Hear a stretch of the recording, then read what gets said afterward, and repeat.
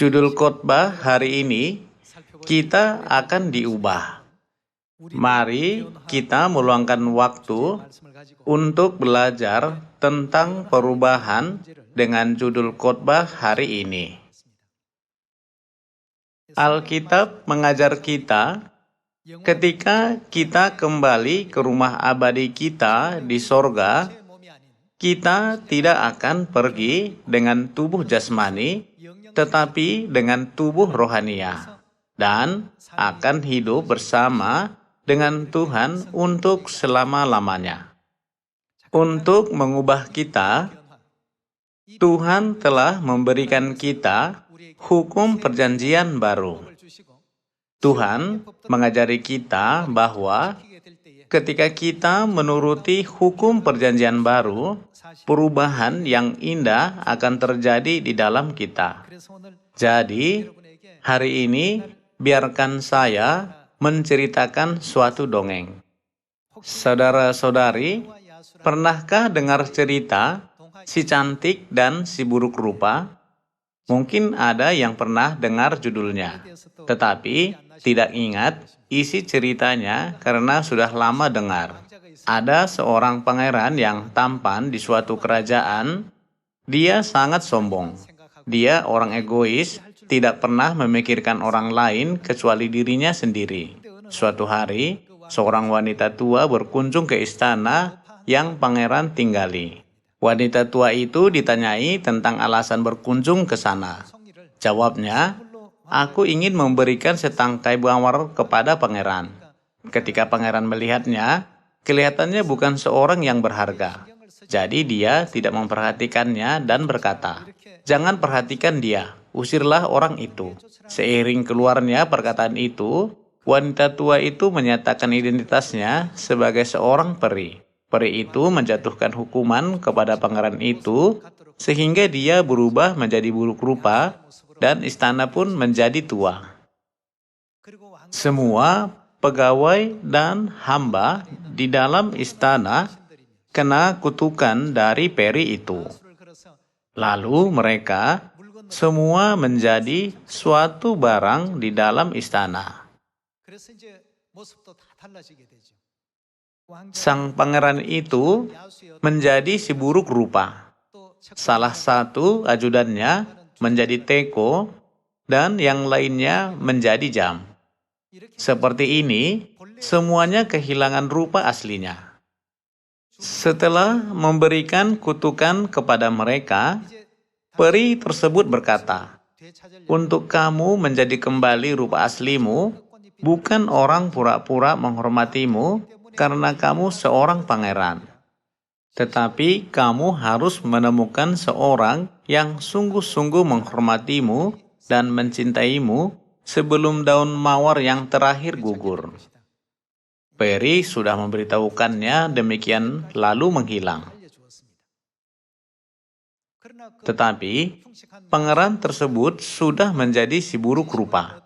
Jadi siapakah bisa menghormatinya dan mencintainya dengan setulus hati?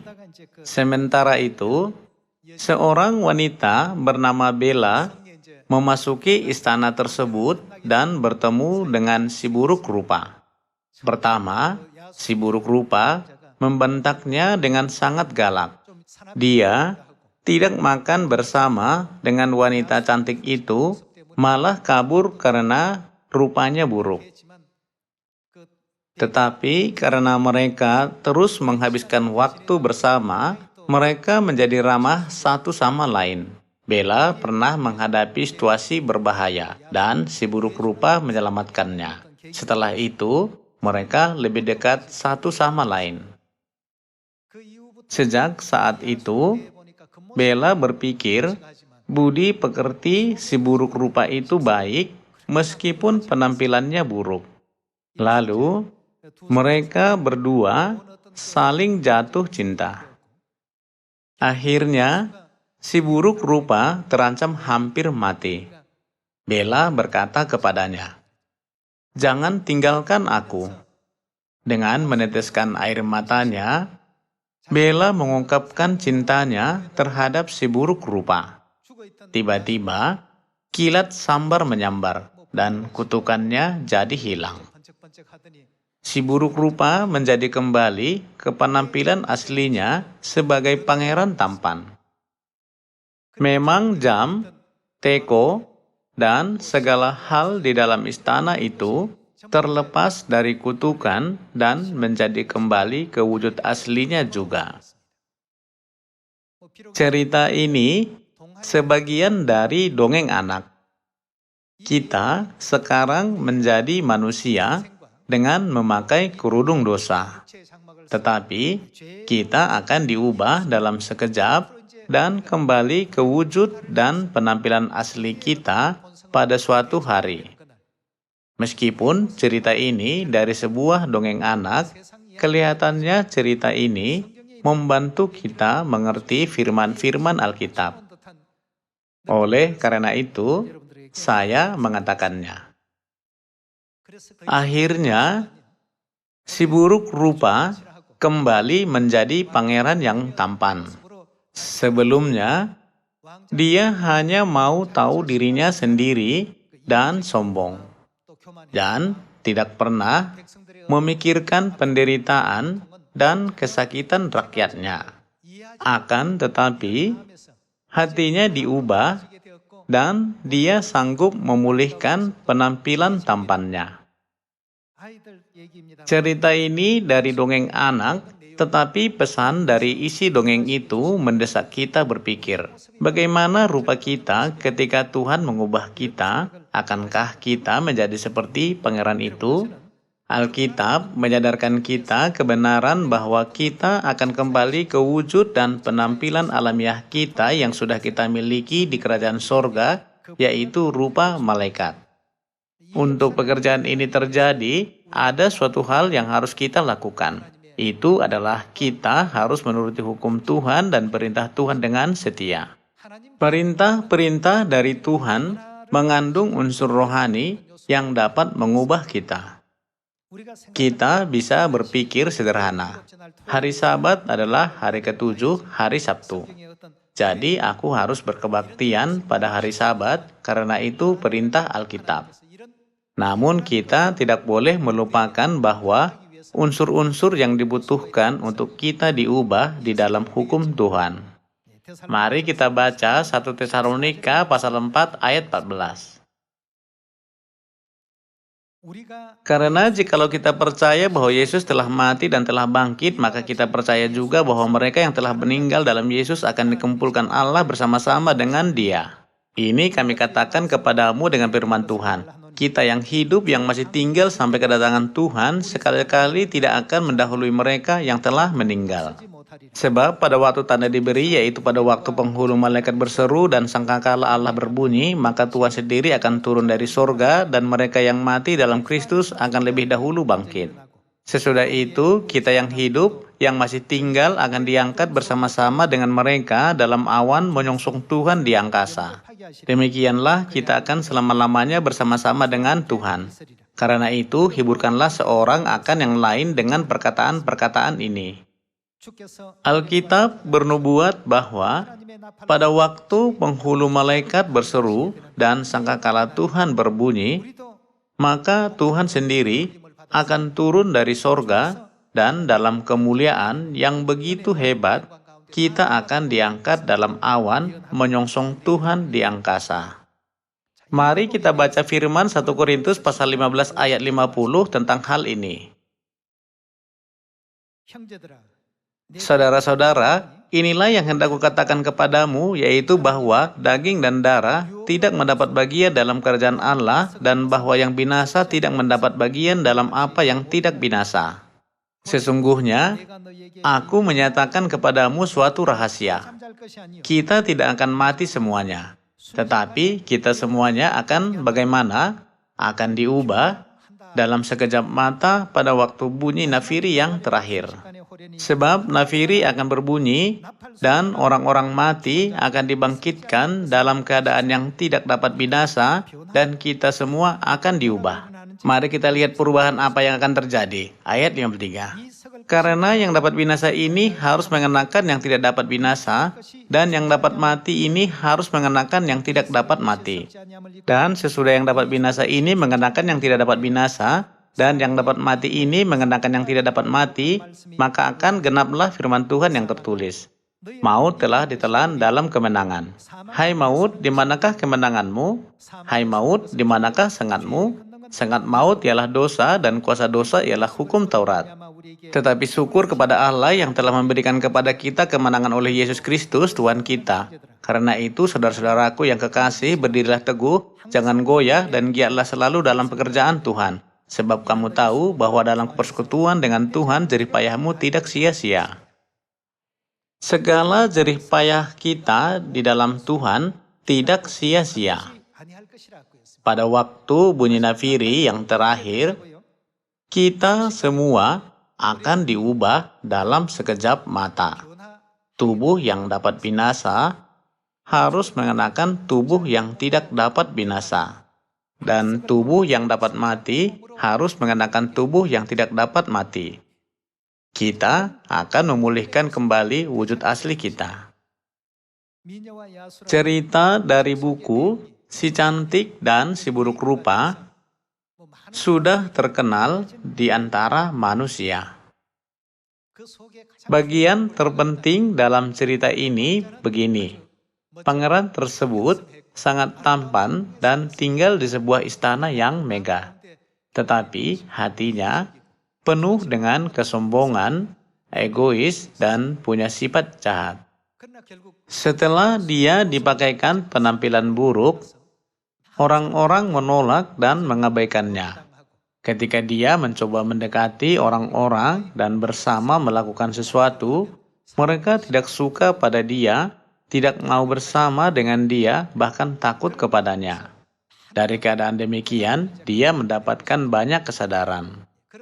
Seperti yang dikatakan peri, ketika dia menerima cinta yang tulus dari seseorang yang mengerti hatinya, dia kembali ke penampilan aslinya.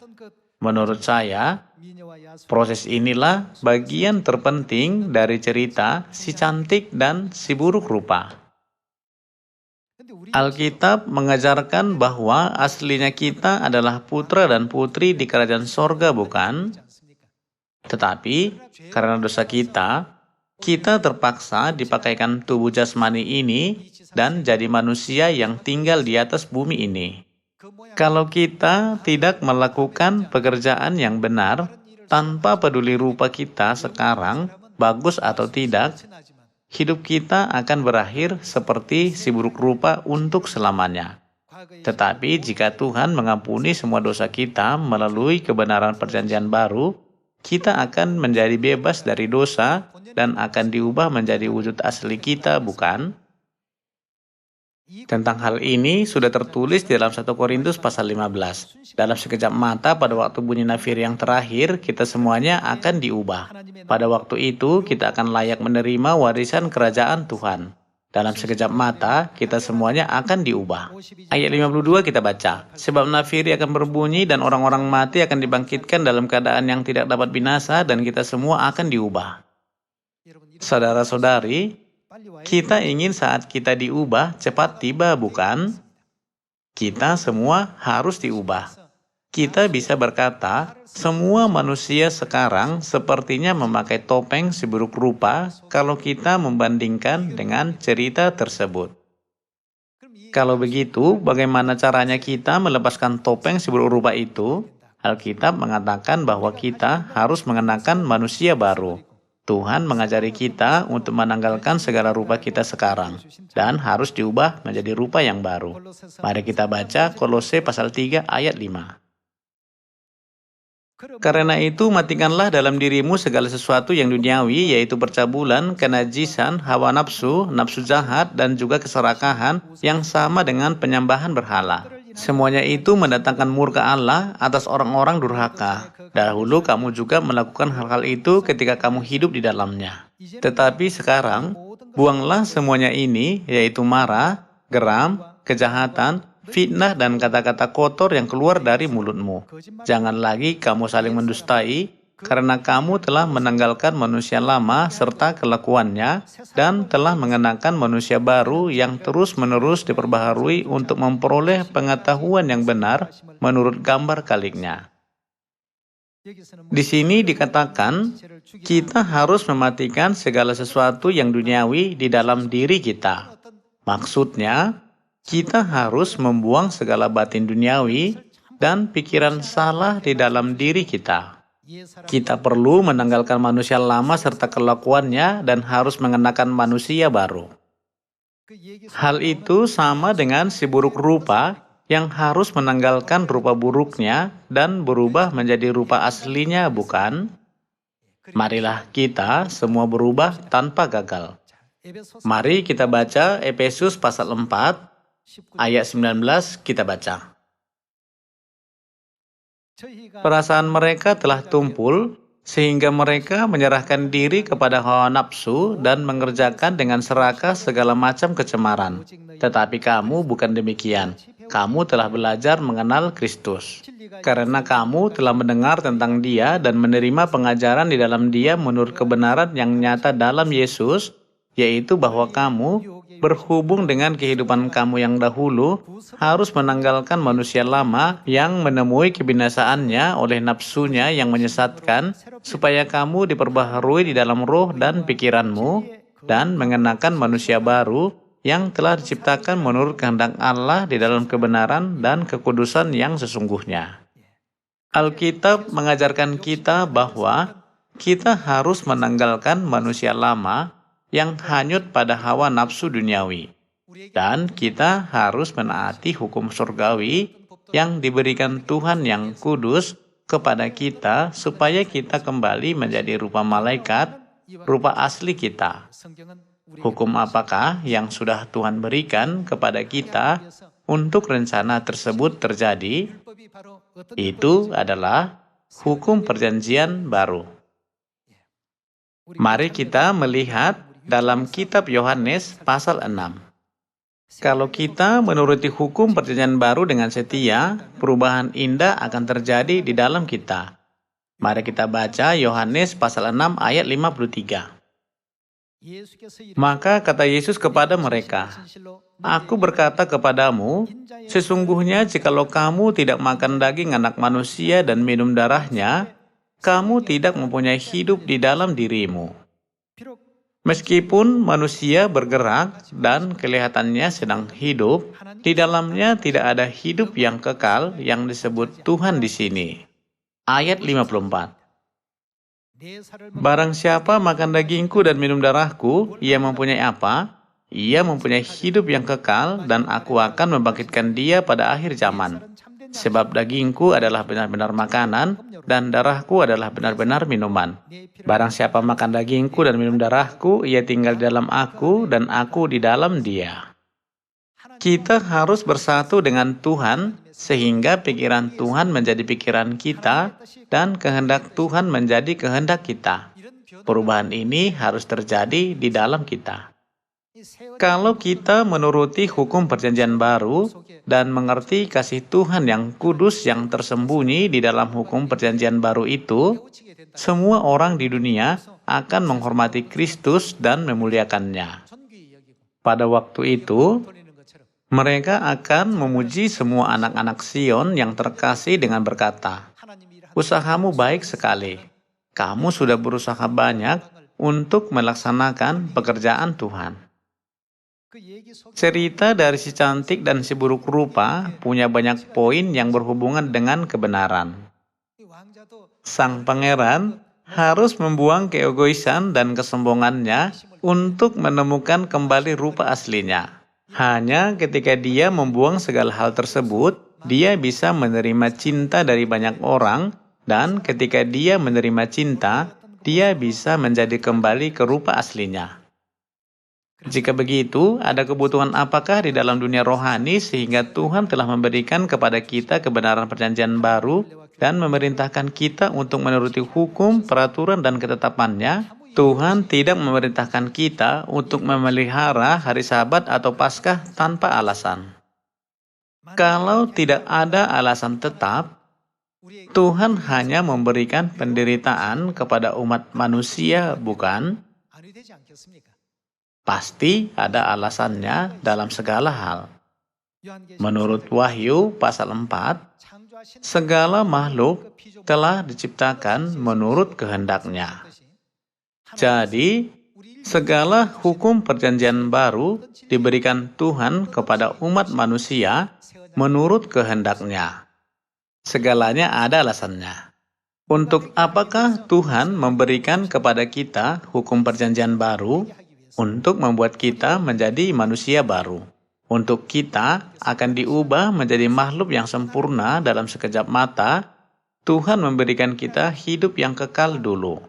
Dan Dia memperbaiki pikiran kita yang salah dan mendidik kita dengan kebenaran. Di dalam cara itu, dunia rohani kita terus berubah walaupun kita tidak menyadarinya.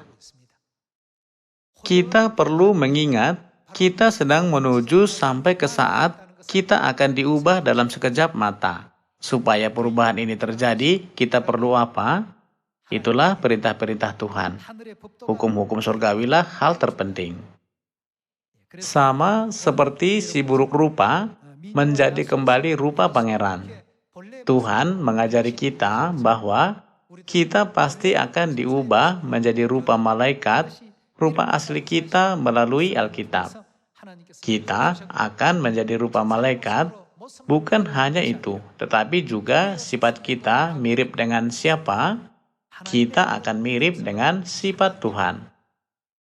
Karena kita harus memiliki rupa dan penampilan Tuhan, Tuhan telah memberikan kepada kita daging dan darahnya, bukan? Karena kita menerima daging dan darah Tuhan, kita harus bersukacita pada segala hal yang dikerjakan Tuhan dan harus mampu berjalan di jalan Injil bersama dengan Tuhan.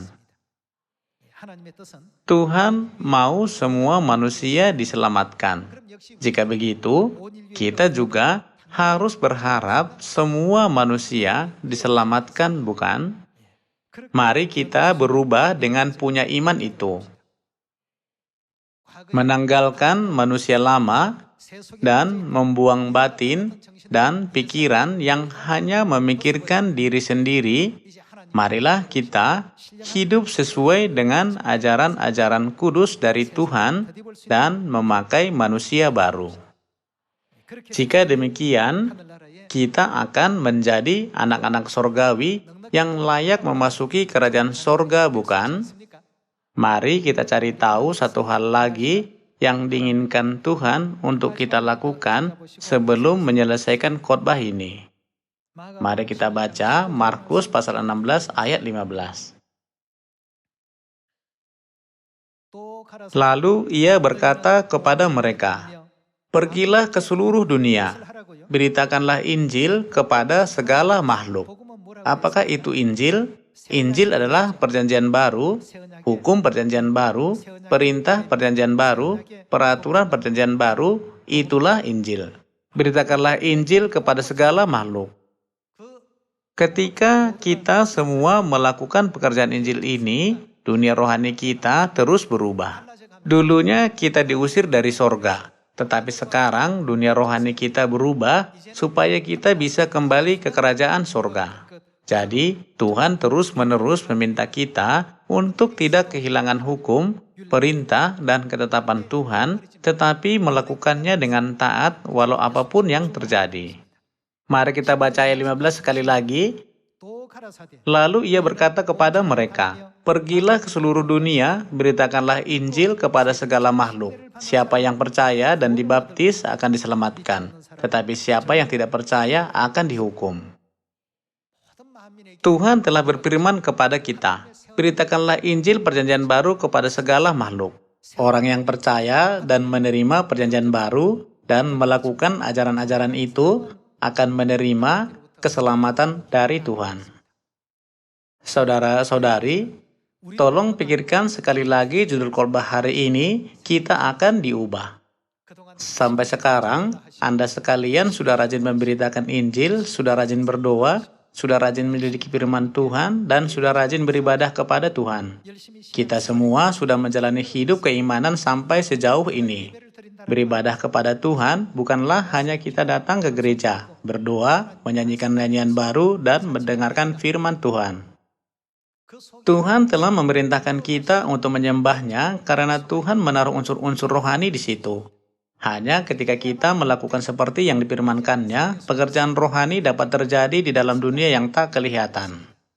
Di atas bumi ini, kita cuma menyanyikan nyanyian baru, berdoa, dan mendengar firman Tuhan dengan sederhana, tetapi perbuatan kita ini bukan hanya begitu saja di dalam dunia rohani. Banyak perubahan sedang terjadi pada saat ini juga. Sekarang, Tuhan membantu kita untuk memenuhi semua syarat bagi perubahan kita. Jangan pandang rendah hukum perjanjian baru. Kita sama sekali tidak boleh mengabaikannya. Tuhan tidak berkata kepada kita untuk memelihara hari Sabat dan hari ketiga, memberitakan Injil kepada segala makhluk, berdoa dan belajar firman tanpa ada kehendaknya. Dia tidak membuat kita berusaha dalam pekerjaan yang sia-sia. Di dalam segala hal, ada alasan dan tujuan yang Tuhan hendak lakukan. Ada kehendak Tuhan untuk pada akhirnya memberikan kepada kita kemuliaan dari imamat yang rajani di sorga untuk selama-lamanya, bukan? Saya mohon kita semua untuk mengambil bagian dalam kebangkitan orang-orang benar, bukan orang-orang jahat, dan menjadi anak-anak Sion yang dapat memanjatkan kemuliaan besar kepada Tuhan. Demikianlah firman yang saya sampaikan hari ini. Terima kasih.